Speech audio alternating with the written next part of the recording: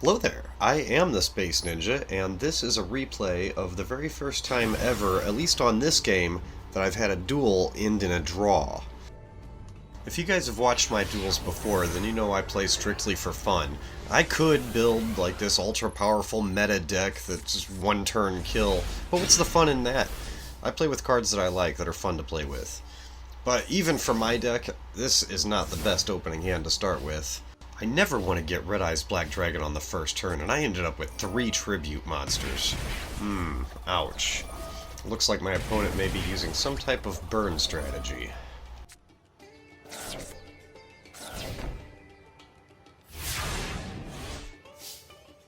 I draw Card Destruction, and then I sacrifice my twin-headed behemoth to special summon Red Eyes Darkness Metal Dragon. And now I know he's got some kind of Time Lord strategy in his mix. Nasty creatures those are. They can't be destroyed in battle or by card effects. They basically lock you down from being able to do anything. I use my Metal Dragon's effect to special summon the original Red Eyes Black Dragon, and I get to attack him directly for massive damage.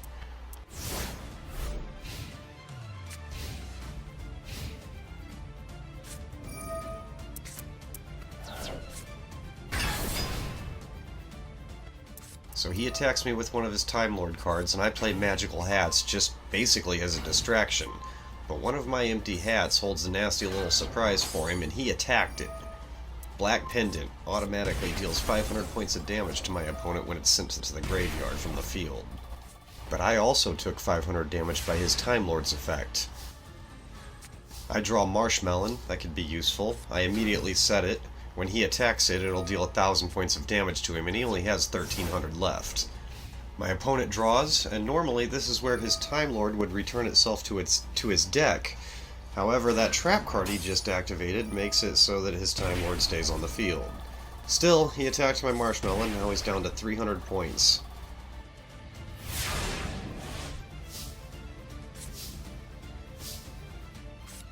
I decide to play Card Destruction, and I end up with Magic Cylinder and Dust Tornado. My plan is to use my Dust Tornado to destroy his trap that keeps his Time Lord on the field, but I should have read his effect a little closer because his trap can't be destroyed by my effects.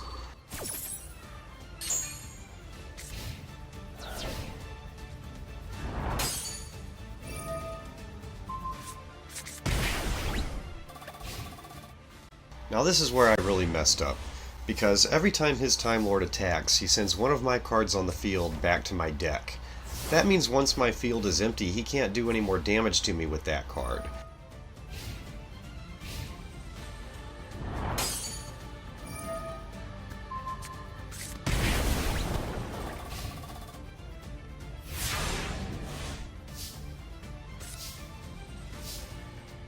Now, I have noticed that on rare occasions it seems like the game doesn't work quite the way it's supposed to, so I crossed my fingers and hoped that Breaker would destroy his trap, but that didn't work either. He attacks with his Time Lord again, sending my Breaker back to my deck and dealing another 500 points of damage to me. I draw Mirror Force and set it on the field, giving him another card to return to my deck. Why did I do that? And here he goes, and here we go again. Mirror Force returns to my deck. I lose 500 points.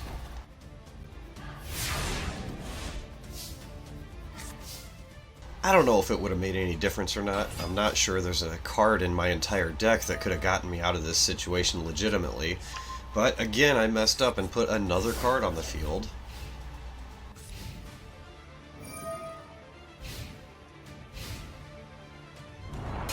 And there goes my Chiron the Mage and another 500 life points.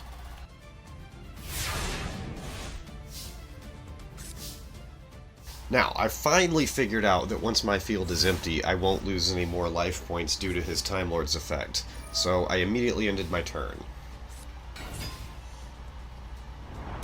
And he attacks. I lose my Red Eyes, 500 life points. He chooses not to attack with his other monster. I draw Scapegoat. So I end my turn. There's not much else I can do. His Time Lord can't be destroyed by my Lightning Vortex. So he makes a double sacrifice, and I'm thinking this is it. He's going to finish me off. But his new card's effect only does 1700 damage to me, leaving us both now with 300 points left. So I draw. Cheer on the Mage. That just went back to my deck. How'd I draw that again? Well, I'll try using his effect to destroy his face-down trap.